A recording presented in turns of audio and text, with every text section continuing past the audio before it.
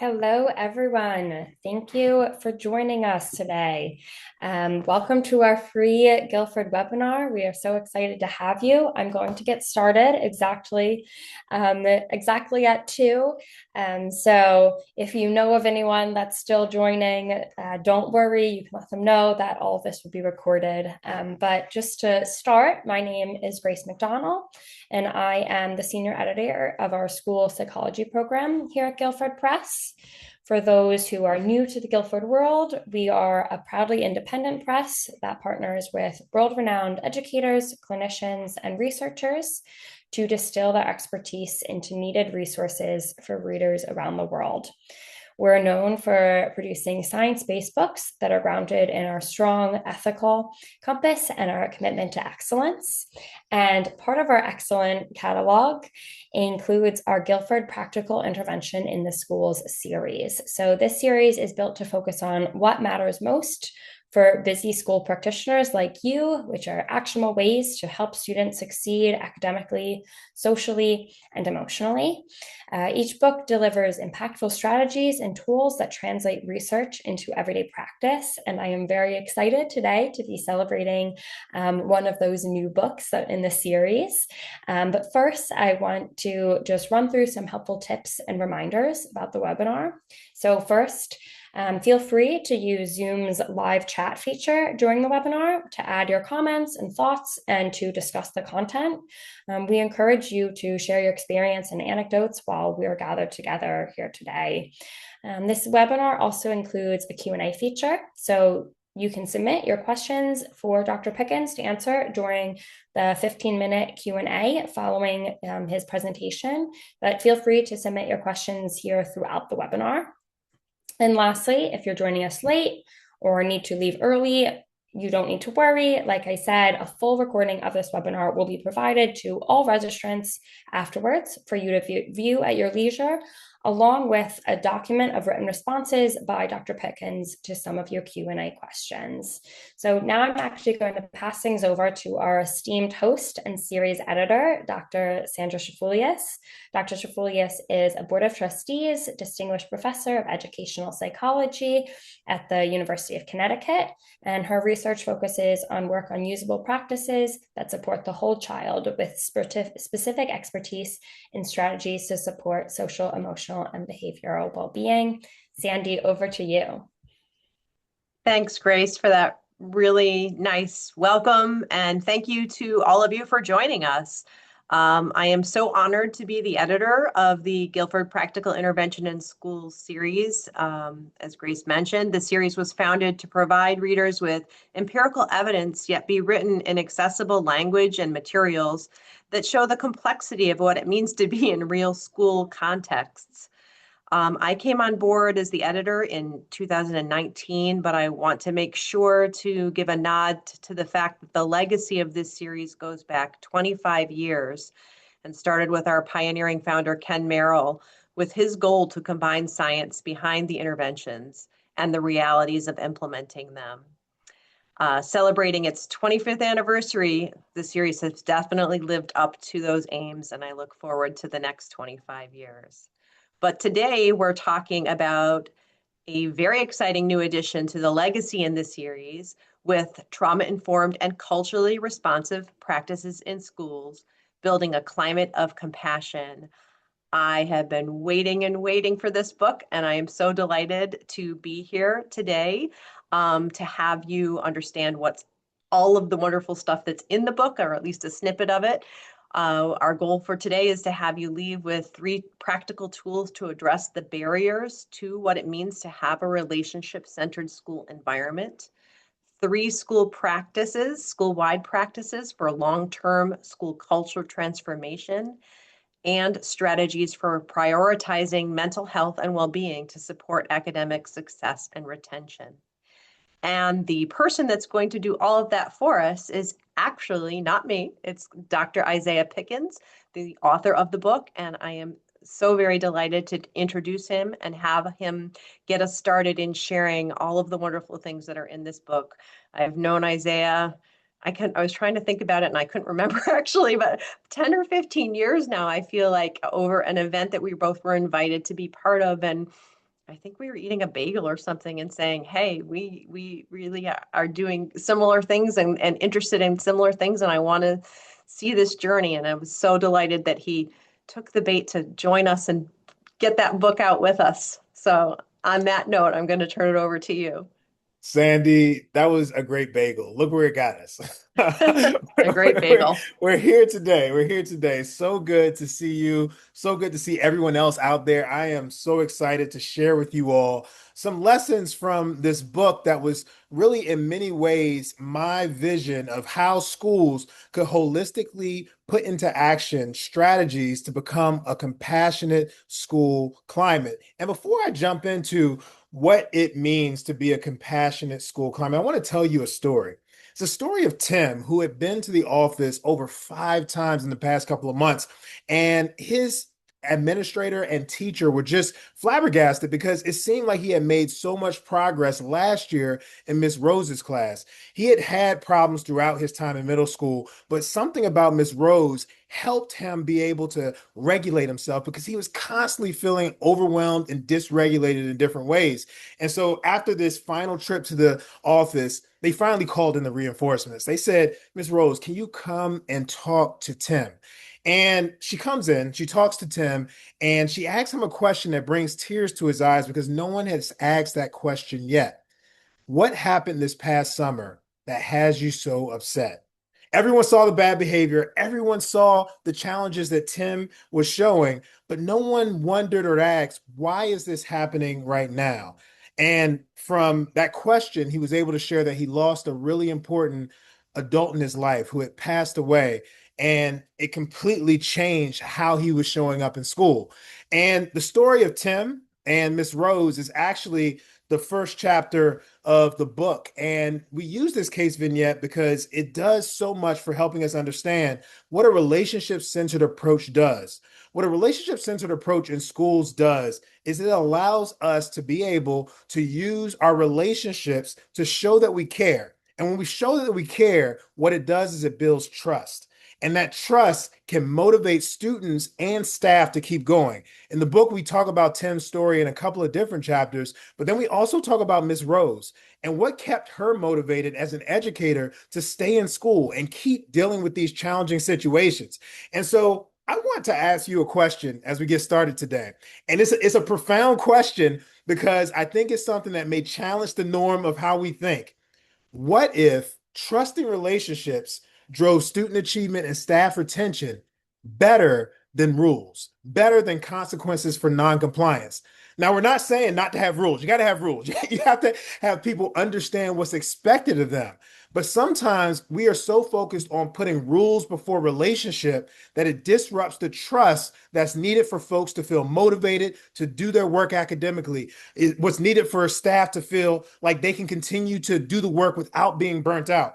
And so today, I want to introduce you to what it means to be a compassionate school system, not just based off of a touchy-feely type of approach to school. I really want to better define compassion for you because compassion is not about being nice. I know that throws a couple of people off, but compassion is not about being nice. Compassion is about two things. It's about being able to recognize the pain that others are experiencing, even if they're not able to articulate it. And then it's about being able to alleviate that pain by being able to see the full humanity of the person and what they're bringing to the table and how to respond to it. And so compassionate schools aren't just about feeling better. They're actually about performing better because they create these trusting relationships that allow everyone to remain motivated and allow everyone to ask for support and help when they need it in order to get back on track with their schoolwork or with their job as a whole. And so when we talk about this, how do we actually make this concrete? Well, one of the ways that we make it concrete is one of the reasons I should say, I wrote this book. Trauma-informed and culture-responsive practices are a concrete manifestation and roadmap for how to create a compassionate school systems. What trauma-informed practices does is it gives us a common language for us to be able to better identify the pain people are experiencing, whether it comes from mistreatment, whether it comes from burnout, whether it comes from unfair burdens. It gives us a language to be able to identify that injury, of trauma, of stress, and then to be able to be responsive to it. Culture responsive practices help us be able to have a set of processes and activities that allow us to respond to the entire and whole needs of the person, of the student. And so this means seeing their strengths, this means seeing their hopes, this means seeing their aspirations, and also seeing their what they have to contribute to the school and to the school community as a whole. And so together, trauma informed and culture responsive, we call it TICKER for short. These ticker practices allow us to concretely put into action what it means to be a compassionate school system. But here's the question: what gets in the way of that? There is so much that can potentially get in the way of building this compassionate school system, because everybody don't got time to be dealing with relationships when you have test scores to focus on, when you have, competing demands with all of the things happening, not only in school and in your life. And don't worry, I know I was grammatically incorrect. I know this is an educator audience. It's just for the flair. It's for the flair. But the reason why I think it's so important is because we get so caught up in some of these rules that we put relationships on the back burner. But what that does is it fosters distrust. It starts with our students who feel overwhelmed, not just because of the work that they have, but potentially because they have to support their parents in terms of paying the bills and get a job themselves. Maybe they're dealing with bullying, not only in school, but online. And all of this takes away from their capacity to learn. And when adults around them don't recognize this, they begin to distrust the adults. And so instead of using their energy to learn and be in school, they use their energy to protect themselves. But this doesn't end with just the adults. It continues with the staff. The staff can feel like, okay, I'm asked to, do my lesson and to do all this. I can't be student social worker too. I can't understand everything about their lives. And so now they feel like not only do they have to be the teacher or the coach or the bus driver or the administrator, they have to be the parent. They have to be the person who is showing up in so many ways, along with all the responsibilities. And so what happens over time is folks get burnt out, and not only burnt out because of things happening around them, but they also experience secondary traumatic stress, which is being exposed to the traumatic experiences of the students and the folks around them. And so all of this builds up, and ultimately sometimes what it leads to is some people needing to actually quit and not be around that experience. And so what happens for a lot of educators is they can begin to distrust their leadership, and that distrust of their leadership is because they feel like their leadership isn't doing what's necessary to support and protect them. But then the distrust doesn't end there, because we've all seen the skeptical community, right? The folks who are like, what are you doing with our students? What are you doing in our school building? Now, the thing about this is that we know that there are narratives that arrive, whether it be in media, whether it be in people's own experience, dealing with some of the challenges that can occur and happen when they're going through their own school journey. But what that can lead to is a distrust of the practices that maybe your school is trying to put in place to create a more relationship-centered approach to academic success and to staff well-being and being able to sustain them. And so practices like SEL, PBIS, even, MTSS, multi-tier systems of support, they can be misconstrued as something that is trying to shift or change the values that parents are trying to instill in their kids, when in actuality, we know this is enhancing it. And so you start to lose buy-in from people once you start having these different initiatives. And when you lose buy-in, what happens is it becomes very difficult to get the funding that you need in order to start some of these projects and some of these activities that foster a compassionate school system. Because the people who need to fund it, whether it be the school board, whether it be external funders, whether it be the government, begins to take a step back. And that requires more of a fight to be able to get what you need. And so the result of this are school systems that have little belief, money, or time to invest in a relationship-centered approach. And what they default to instead is a compliance-based approach that's solely based on rules. And our students who are most vulnerable to trauma, our students who are most vulnerable to dropping out of school, don't get the resources they need. And the staff who we need to stay sometimes get burnt out to the point where they leave altogether. And so how do we begin to address this more effectively? Well, one of the ways that we think about this is how we can show up as a brave school community, because it really takes bravery to focus on what is necessary to restore trust in school systems. And when we talk about being brave, when we think about compassionate school systems, there's something that we are really always kind of underneath the surface thinking about when we talk about the trust gap within the school system. People don't feel cared for, and particularly they don't feel like the needs that drive who they are, that drive how they feel, how they show up in a way that is aligned with their, not only their values, but feeling like they are contributing meaningfully, and that their well-being is a priority, becomes something that makes them feel less cared for when this isn't a priority. And so, what we believe being brave is to create compassionate schools is being able to integrate school processes and practices that prioritize well being and mental health just as much as academic success and staff performance. I know this is probably a seemingly a simple statement, but it is a profound shift in thinking about moving away from a compliance solely focused approach to how we engage our students as it relates to preparing them for tests, as it relates to where we prioritize their ability to support their mental health and well-being and being able to engage these different areas.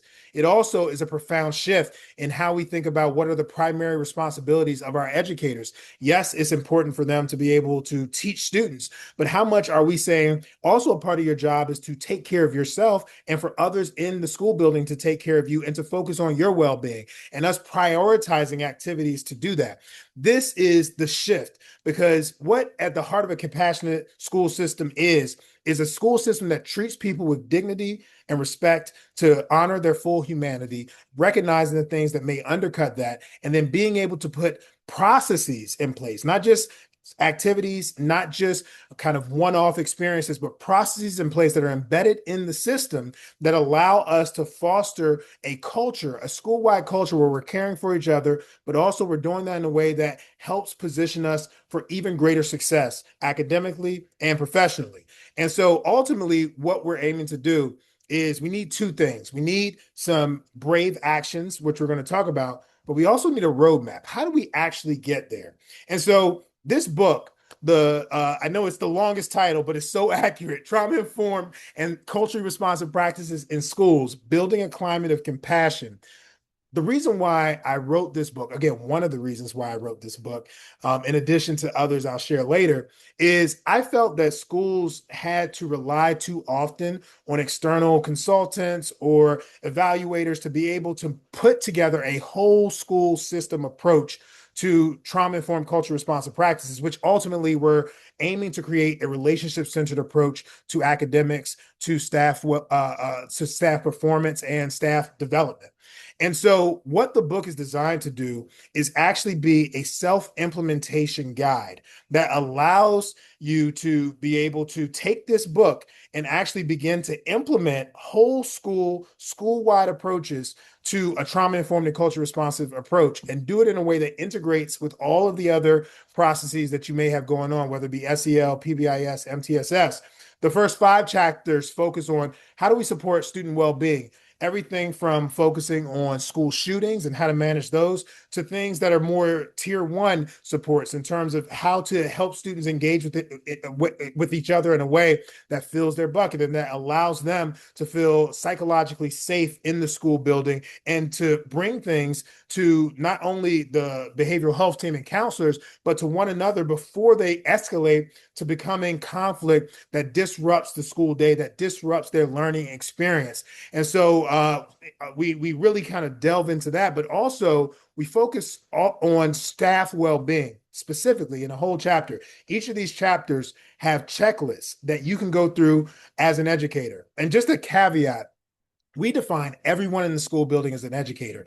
And so the educators that we focus on are educators in leadership. So these are our superintendents, these are our principals, our APs. We know you all are doing high level work, high level strategy. And so there's a specific checklist for all the things you need to do to assess, evaluate, and to put in place processes that support this kind of compassionate school system. But then there's also educators who are in the classroom, our teachers' aides. And so this provides a checklist for what you can do actually in the classroom to support a classroom environment that feels like not only it is focused on fostering compassion, but it's also building out the ability for young people to independently use those skills to improve their academic performance, to improve how they're building their, academic resume to prepare for college, to prepare for the next stage in life, to prepare to be productive and contributing citizens. And then finally, the last group of educators are educators outside the classroom, our bus drivers, our coaches, our cafeteria folks. There's a checklist for folks who are focused on how can you create that school environment that fosters compassion through the work that you do and through the interactions you have. And so this is a real whole school approach to being able to self-implement. We know it may be hard to self-implement, so we're going to talk about how you can get supports to do that if necessary toward the end of today's presentation. But I want to start by letting you know everything that we're about to talk about are tools that come directly from the book and that you can potentially self-implement using the book and using some of the strategies that come out of the book. So with that being said, what are these brave actions? I know I've been teasing you. What are these brave actions? So there are 3 brave actions that we're going to focus on that help address those specific barriers of the overwhelmed student, the overburdened staff, and the skeptical community. The first is to gain buy-in by building a team of champions. And these are people who can advocate for some of the activities and processes that support a compassionate school system. And so this really addresses that skeptical community. And we'll talk about how you engage that specifically. The second is you have to show that there is some impact happening. And so what are some low-cost pilots that help you better deal with potentially limited budgets that don't allow you sometimes to do the robust work that you're aiming to do? And so thinking about low-cost pilots that have impact, but also allow you to collect meaningful data.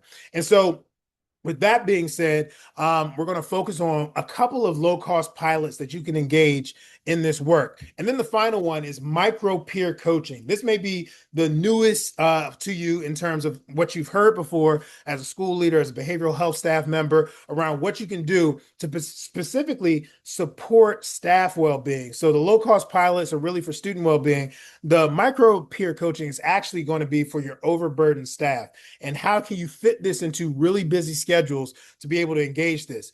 Each action builds on the other one, and it allows you to have a set of tools, a toolkit to go about being able to really start to transform your whole school system.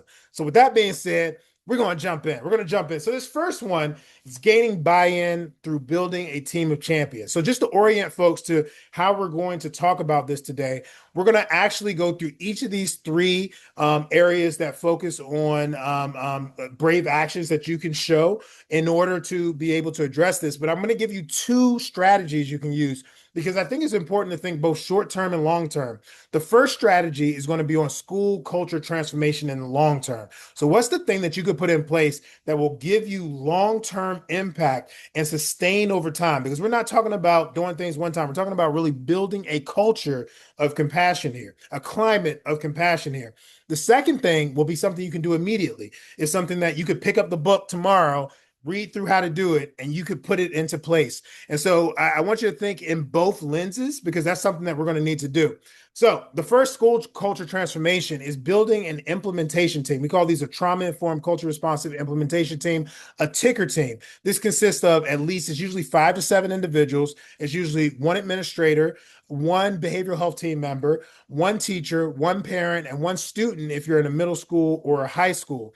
And this is such a powerful group because what they do is they take whatever they've learned from the professional development training, whether it's a ticker training that they've had, whether it's an SEL or PBIS training that they've had, whether it's a restorative practices training or some other training that they've had, and they synthesize it in a way that allows you and the team to implement it and embed it in the school system. And so the thing that's great about this is that it addresses a couple of really key challenges to gaining buy-in.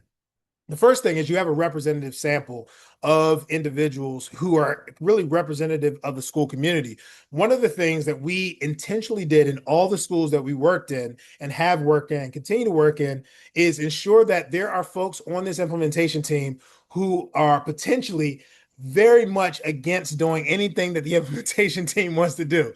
The part of the process of gaining buy-in is ensuring that the folks who are disagreeing or even in opposition to the work that may foster a compassionate school environment, their voices are heard, and you're able to directly respond to the concerns that they're bringing to the table, because those concerns are going to stay out there whether they're at the table or not. But if they're at the table, they're able to share that concern proactively in a way that allows you to actually respond and share the concerns as you're rolling out whatever pilot that you're doing. And so that's one thing. And don't worry, I'm going to give an example of how this implementation team has worked in a minute. But the other piece of it that I love about an implementation team is that oftentimes your implementation team are the early adopters. They're the people who are going to first come to the table and be able to do the activities that are fostering this compassionate school environment.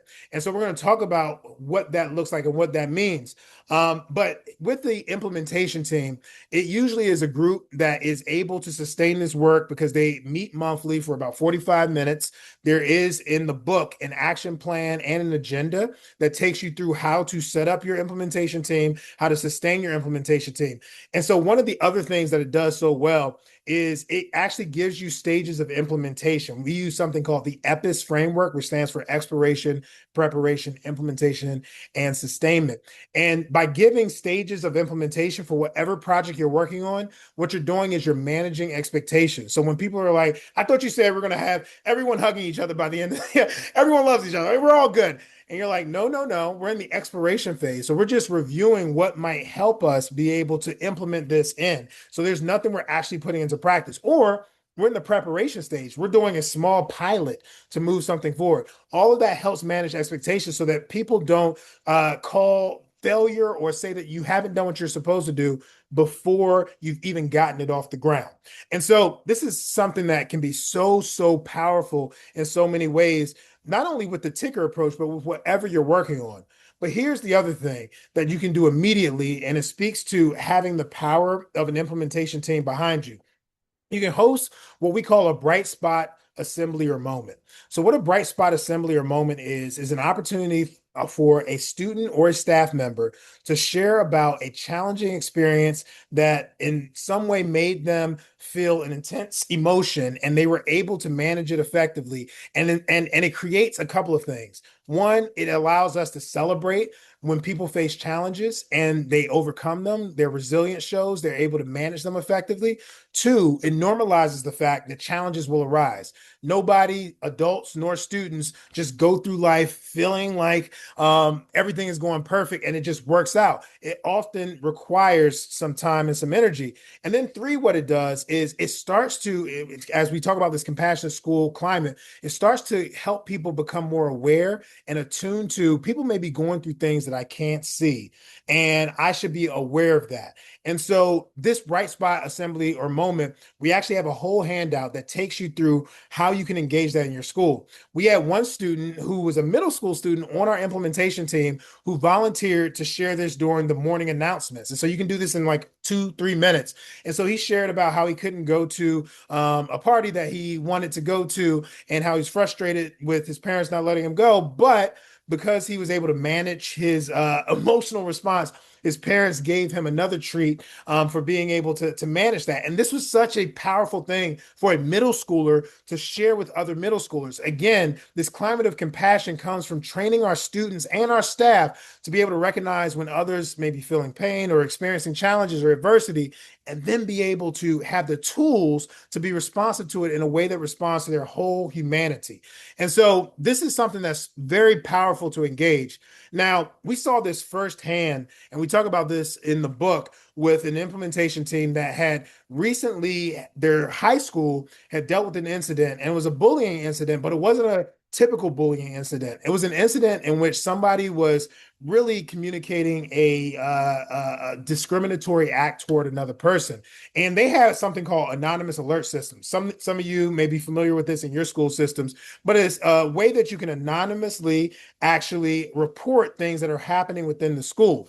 And what they realized after this incident was that there was nothing that was allowing the anonymous alert system to show or connote that this incident was beyond just a regular bullying incident, and that it engaged, or it had discrimination as a part of the experience. And so one of the parents, who was actually a part of our implementation team, her job was actually with a firm that focused on anti-retaliatory policies for whistleblowers or for folks who report things. And so what was amazing about this is that because we already had this team in place, we were able to review the anonymous alert system and then make several recommendations, including an anti-retaliatory policy to ensure that students and staff felt safe to be able to engage this. And so, as opposed to this incident solely being a moment of distrust and challenge, it actually turned into a catalyst for trust, because the implementation team was actually able to use the skills that we had learned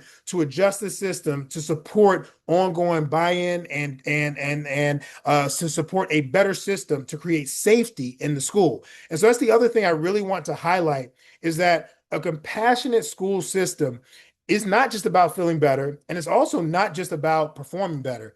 It's also about being more safe. When others know and believe that others are working in their best interest, they start to shift how they see their intent. They start to shift what they assume others are doing or why they're doing it. And that shift in assumption allows for trust to grow. And with that growth of trust, now people are more willing to listen to each other. Now students are more willing to listen to each other. And this gets embedded in the DNA. All right. So that's the first action, brave action you can take, gaining buy-in. Let's go to the second action that you can take, which is focused on being able to do low-cost pilots. We know the budgets are strapped. There's a lot happening right now that makes it hard to implement anything, to even start anything.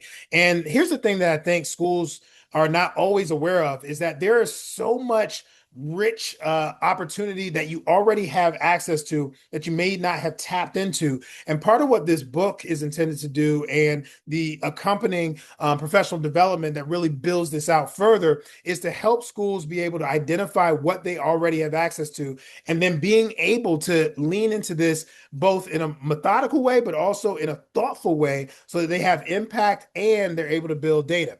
And so the first impact that I want you to think about in terms of school culture transformation is implementing regulation stations. So regulation stations are these low-cost, high-visibility tools that are within the classroom that allow students to be able to engage. I know folks have heard of calm down corners. This is not calm down corners. It is a cousin, a brother or sister of calm down corners, but it's not calm down corners exactly. The shift and difference in this is that so many students may have a hard time staying focused in class because they're dysregulated. That can look at like behavioral disruption. It can also look like shutting down. And sometimes we haven't created a culture within the classroom that allows us to say, you need something to meet the emotional need of the moment. You don't just need to calm down. See, calming down isn't necessarily meeting the emotional need of being disappointed or feeling embarrassed or feeling, that you've been passed over or blamed for something that you don't need to do. It's just really telling you to stop feeling that feeling. What a regulation station aims to do is to really be targeted in giving students tools to be able to actually meet the emotional need of the moment. And so we're going to talk a little bit more about regulation stations, but one thing that you can do that quickly kind of allows you to engage in an activity that has this immediate impact is run something called connection sessions. And so this is something, these are ticker regulation stations, ticker connection sessions. It's a great way for you to have a structure that fits into your morning advisory. It fits into homeroom around being able to have a semi-structured experience for students to be able to not only get to know each other, but do it in a way that fosters this sense of trust and also this sense of understanding. So connection sessions have a couple of different formats. And again, there are very specific instructions in the book for how you put these together. But one of the things I really want you to take away from the connection sessions that is simple but so powerful is we have oftentimes students generating questions that they want other students to answer. And we use those questions from the connection session to facilitate not only group discussion, but paired discussions among students. And this experience of having other students answer questions that you put out there, one, helps students feel affirmed. Like what I am interested in matters, what I want to do matters. And in addition to that, it actually helps you learn more about the students, about the student body, and how they engage. And so as we are talking about this, it's such a quick and important tool that you can use. But I want to actually lean in a little bit more into regulation stations. So I know, again, regulation stations are the cousin of calm down corners. And so they can have a lot of different elements that resemble it, but it also has very targeted skills around how to engage it. This is a picture of one of the schools who engaged regulation stations. But here's what I want you all to do, because I want you to think about regulation as the ability to manage your emotional state, but in a couple of different ways. We think about physical regulation. We think about, and these are things you do with your body, whether it's self-soothing, whether it's things to release anxious energy that you have. It's also mental regulation. So the thoughts that may be coming up, like this person shouldn't have gotten this, answer, right? Because I was the one who did all the work. All of those things. How do you manage that? Emotional regulation, which is you understanding your intense emotion and how you are releasing it. And so the regulation stations really create different types of spaces within that regulation station to meet the emotional need of the moment. So students can briefly be there and then they can come back to the class. They can come back to doing the work. So I don't want you to just hear from me about this. I want you to hear from one of the schools that actually engage this. And this is a school network that we worked with for several years. And Miss Jamaica Roberts is going to share very briefly about how regulation stations impacted her. She's a former principal who turned into the director of behavioral health within this school network. And she shares a bit about how this impacted their school network. The first year was about compliance. Every single classroom had to have a regulation station. For those first 30 days when we were teaching culture and how do you move into our hallways and what is the cafeteria expectation, we taught how do you sit in a regulation station? How do I get in the regulation station? And I would check for compliance. And then I would send out a report and have data to those principals and say, hey, 70% of your classrooms has a station. And then the principal, of course, we want to be 100%. And they would get into it, right? Then we were able to settle and start digging into what is in the regulation station? What is the proper use of a regulation station? What is the data out of the regulation station? And so then I was able to build out interventions before suspension. Did you try the regulation station? What interventions did you do before you even send them for a suspension? So it's starting to become this big ball in this bubble of excellence. And so what we have seen in the data is I can remember 5 or 6 expulsions per year. I've not had one this entire year. So going from 5 to 6 expulsions to none is phenomenal, especially where we were rooted in our demographics, in our culture, in our city. Such a powerful story. I know it also may be kind of discombobulating to see two me's on the screen, so we're not going to worry about that part. But I love what Miss Roberts says, because this idea of, yes, compassionate school systems are important to help students feel better, but it's also building tools that they need in order to stay in class, to stay in school. And that's ultimately what we're aiming to do. And so when we talk about building this compassionate school system, we've talked about how to gain buy-in from a skeptical community, how to create supports for overwhelmed students. Now, how do we actually address, with very limited time, very limited funding, with all of these challenges, the actual well-being of staff? And this is something that we are very passionate about. One of the things that I really wanted to focus on when writing this book was, how can we ensure that the staff are a focal point of this entire process? And so we actually engage a process for the school culture transformation called Wellness Buddies. This is a process by which staff are paired together, and they're giving a semi-structured approach to briefly connect and focus solely on their well-being with others.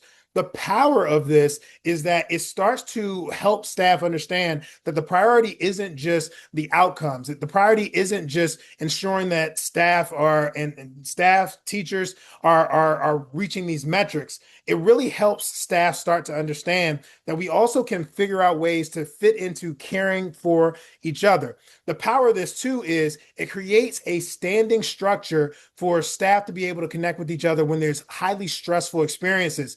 When those stressful experiences can sometimes disrupt the whole school, now you have something in place already. We saw this with one of the schools that we worked with. Unfortunately, there was a shooting in the community, but it impacted one of the students, completely derailed this staff. And what the administration was able to do was able to help staff go with their wellness buddy, so this pair, and begin to talk through what it was that impacted them. And here's the other thing about the wellness buddies that's so powerful. It's a structure that actually helps staff learn and understand adult social emotional competency. So they're practicing those skills in real time so they become sticky and they know it's a part of it. And that's a long-term culture transformation. But here's something that can be done fairly quickly that we did with several schools that we work with.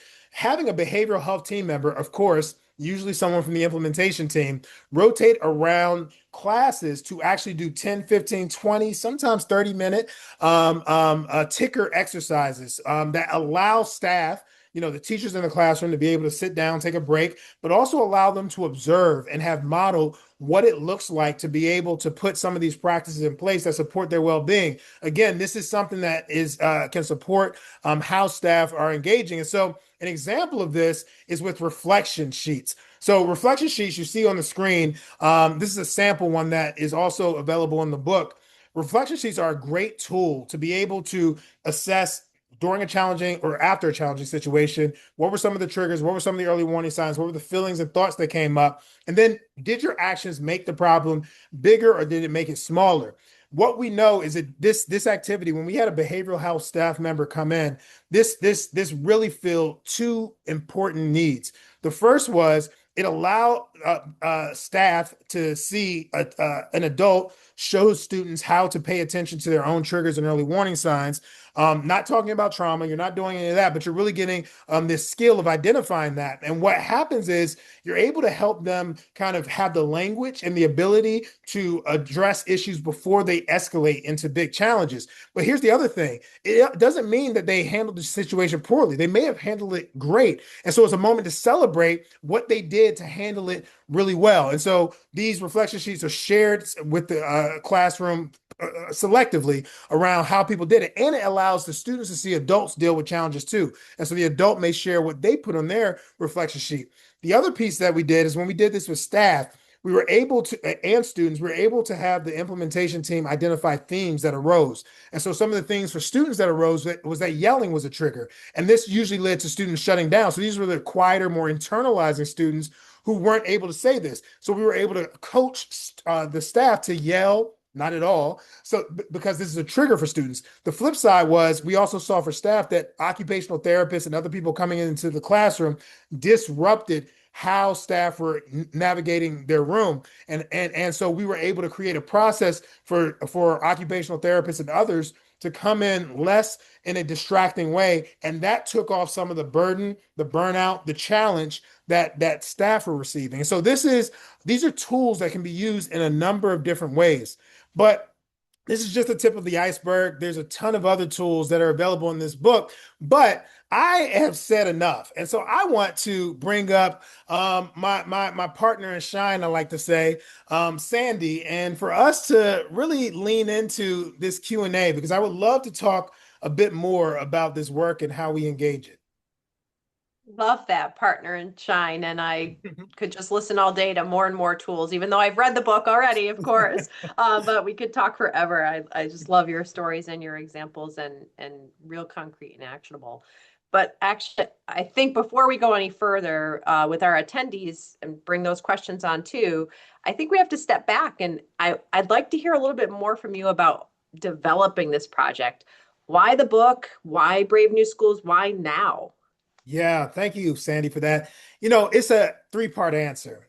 First, I have to say I am the son of a retired vice principal, a retired school social worker. Education's in my blood.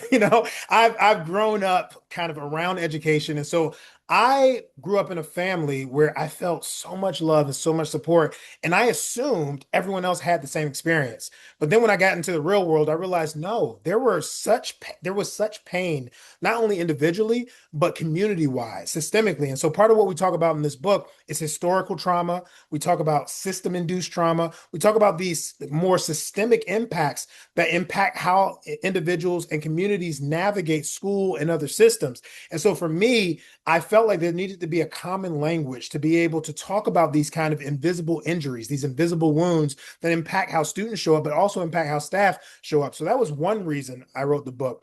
The second reason I wrote the book was I was actually working in a juvenile justice school setting, and I'll never forget there was a young man he's a Black young man, and he was like, "Man, you don't really believe this, do you?" And the subtext of what he was saying was like, I know you got to get your check. I know you got to do your thing, but this doesn't work for Black people. And there was something in that moment that created such tension between two of my most important identities. As a psychologist, I knew that this work worked. But as a Black person, I knew that we weren't actually communicating it in a way that resonated with this community. And so that was what inspired me to think about how do we really build a trauma-informed approach in a culturally responsive way. And so that is really where that combination came from. And then the third part of this is I've worked in so many systems throughout my career at UCLA, at NYU School of Medicine, building trauma-informed systems. And where I felt the work fell off is with the implementation. People come in and do these amazing trainings and people be all excited and inspired. And they're like, but how do we do it? And so this book was intended to be a self-implementation guide that pairs with a Brave Schools community that I'll share a little bit more about. But this Brave Schools community allows for not only schools, but community organizations to be a part of implementing and sustaining this work. Love that. And like that was a great summary of it.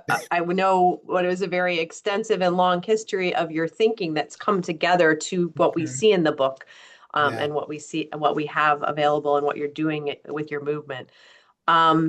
So, I think you mentioned earlier, it's not just that there's the one person that exists in a silo. We exist within systems, and we've talked a lot about school systems. Yes. What about community-based organizations? What is the role that they have, and what can they do to support and help build the capacity of school staff? That's great. That's great. So I am actually on the national board for communities and schools. Some of you may be familiar with communities and schools. It's an integrated support services. Site coordinators come and they really act as the glue for students who are most vulnerable. And I really appreciate that model in terms of a community-based organization. And I'm going to zoom out before I answer your question directly, because I do want to give people insight on what the Brave Schools community is. We feel that in order for us to shift how schools are able to build systems of compassion, it has to be interwoven in the DNA of the school. And so our brave proposition is to make mental health and well-being just as important as academics and staff performance. And that's a pretty brave and bold statement, we know, but we feel like by building a community that can build momentum around it, then we are able to do this in so many ways. And so the first part of the community are the actual school systems themselves. And so these are school systems who may want professional development around trauma-informed and culture responsive practices, who have started the process of being able to engage kind of a whole system approach. They're part of this Brave Schools community. But there's another part that's a part of this Brave Schools communities, and these are community-based organizations. And so community-based organizations can be engaged in this building compassionate school systems work in a couple of ways. One, we know that capacity is short in schools. And so one of the things that we aim to work with is bringing some of our partners who are community-based organizations into a more integrated approach into schools. One of our implementation teams that we work with needed to have adults who could read to the elementary school students because it would give teachers a break and it would allow for the community to be more engaged. And so they helped facilitate that with parents, and some of the parents had connections with the organizations within the community, and it created this snowball of the community really being able to not only create support for the students but create support for the staff.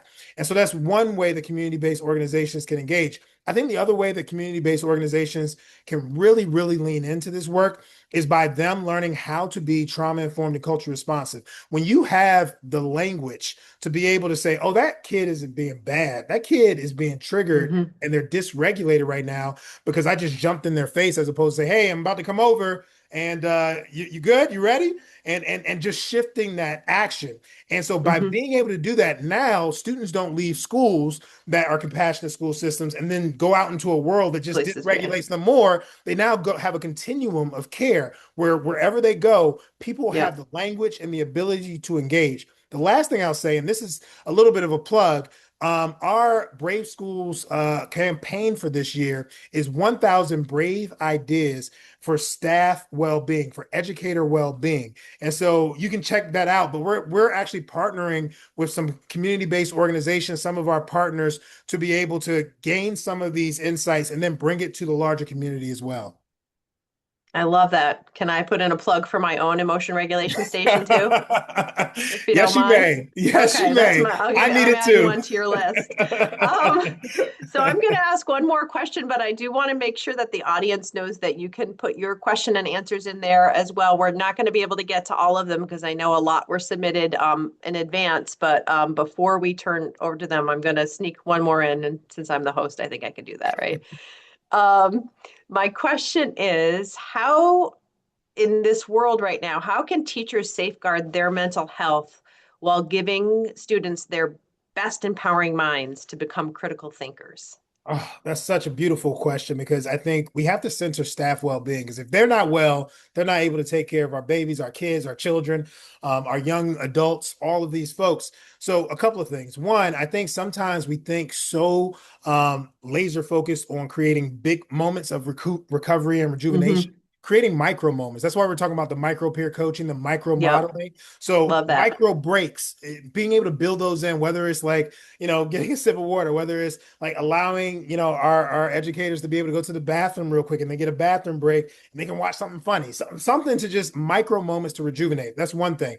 The other thing that we talk about so much in this book is how all of our different identities shape the way that we manage stress and how we're motivated, right? And so we don't just come to school as a educator, as a teacher, as an administrator. We're also a parent. We're also a brother. We're also a coach, a community member, religious, race, gender, all these different things. And so part of what we really talk about, particularly in that chapter 6 that focuses on staff well-being, is how do we expand our definition of success so that educators aren't so rigidly focused on success looks like one thing, because that's when stress comes up, right? I'm going to be a great parent and I'm going to be a great teacher. And that means I have to grade everything on time and I have to be home every single day for 5 hours to play with my kid. Well, if that's your definition of what success looks like for those two identities, and one of them slips, you're going to have an intense level of stress. But if you learn how to expand that definition so that you have more options for what success looks like, oh, I can spend time with my kid for 2 hours. Hey, I might need help grading these assignments. That's okay. I didn't do them all. And you still sustain this sense of well-being. Training the mind and the school to be able to do that is a big part of this work as well. Beautiful. Love that. I think we have time maybe for a question or two. We could stay here all day, but I know we need micro moments, right? We need many micro moments of Isaiah in there as well. Do we have another question out there? Otherwise, I'm going to bring in the one more that I found that I think we haven't really hit on, and then we'll turn it back.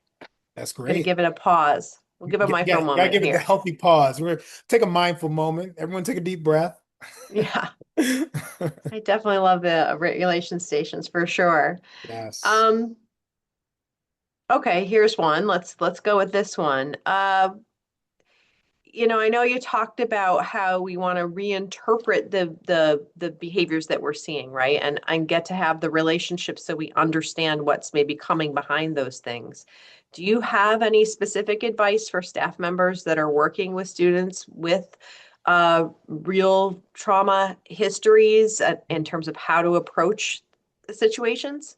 Yeah, that's a great question. First, I think shifting it is being able to ask ourselves, instead of why the student is doing something right or wrong, asking ourselves instead, what is making the student regulated or dysregulated in this moment? Because it's Hmm. often the conditions around the student that may be setting them off, especially students who are experiencing trauma and those trauma reminders. And so one of the ways Yep. to be able to do that, and we talk about this in the book, is a safety planning process. And so what safety plan, and you may call it something different, depending on Right. who you're working with and the students that you're experiencing. But the idea of it is there are certain times, and this is the culture responsive piece of it. There are certain ways that you survive, that you've protected yourself, and that have worked in those situations. And now we want to help you still protect yourself, help you still feel safe. But we need to know what it is that is potentially making you feel unsafe, and what are tools that you can use in the school that everyone's good with that you can use. And by framing it that way as this collaborative process, even with the young children, you use developmentally appropriate language. By framing Hmm. it as this collaborative process and sharing the power, it allows you to build trust. And that trust allows them to share things that may have set them off or triggered them in some way. And then for you to be able to put structures in place. And what a safety plan does is it concretizes that so you can return to it periodically. I love that. Definitely. And I love how you're framing that all as part of a learning experience, right? So that it's not just teacher doing to or principal doing to. It's a Exactly. collective work where you're actually also teaching the student skills to be able to identify that trigger earlier over Yes, time and be able to recorrect, head to that emotion regulation station. exactly. Um, I think we're getting to just a few minutes before the close. So, are there any last 2-second thoughts that you want to share? And then I think we're supposed to turn it back to Grace to close Well, us out. I'm actually going to share the next screen briefly, and then Grace will That's pop right. up so that I can give a little closing there. But Sandy, it's always great talking to you. Always. Thank you so much. Thank you so much. So to close out and now pass it to you, Grace, I just really want to ensure folks know what you can do today in order to build your compassionate school. First, think about those immediate impact activities that we talked about, whether they're connection sessions, whether they are those kind of micro modeling experiences, being able to put those in place over the next 2 weeks. Then think about what's the school transformation activity that you can do over the next month that really sustains you over time. And here's the last piece. I think whatever you do, people need to be trained. It's not that people do or don't do things. It's either they know how to do it or they're trained or untrained. And so having professional learning experiences to be able to support a climate of compassion is so important. If you want to learn more about the Brave Schools community and how we do that, you see the QR codes on the screen. But with that, I just thank you all so much for being a part of this journey, this moment. This book is something that I just hope touches people's lives, touches school systems, and allows us to create the compassionate environment that I know we're capable of, regardless of the chaos that's going on in the world. We can always treat each other with dignity, respect, and the full humanity so that we can ultimately reach all the goals we have, both academically and professionally. With that being said, Grace, I'll turn it back to you. Yes, I just want to first start with echoing that piece of thanks to everyone who has joined today. Um, really thank everyone for taking the time. I know it's the end of the school year, so it's a busy time. And also, of course, Isaiah and Sandy, thank you for bringing us your expertise and insights today. So everyone, as a reminder, a full recording of this webinar will be provided afterward for you to view at your leisure. So make sure to check the email you use at registration for that link. And then also kind of like Isaiah was saying, if you're interested in some more actionable classroom and systems level strategies that you can integrate into your school district, check out the book, Trauma Informed and Culturally Responsive Practices in Schools. I do want to show off my copy here, which is very exciting. It's a beautiful cover, nice and shiny. And you can get 15% off as a registrant for this webinar, or you can receive an even higher discount and free US shipping if you sign up for our customer club. Links are being posted right now by Carly. And lastly, if you're ready to take the strategies Dr. Pickens discussed today and to build a sustainable trauma-informed system in your school or district, then take your first step into the Braves school community and go to braveschools.com to explore the ticker program, or learn about training internal staff to become certified as a culture coach, so you can sustain this work in-house. And if you book a group training, contact us at Guilford to secure bulk discounts on the book to anchor your team's professional development. And many thanks again to all of you for joining us today. And enjoy the rest of your day. Hopefully everyone can take some moments of pause after this and then go on and hopefully inspired, because I know that I am, and I'm just very grateful and happy to have everyone with us today. All right. Thank you all.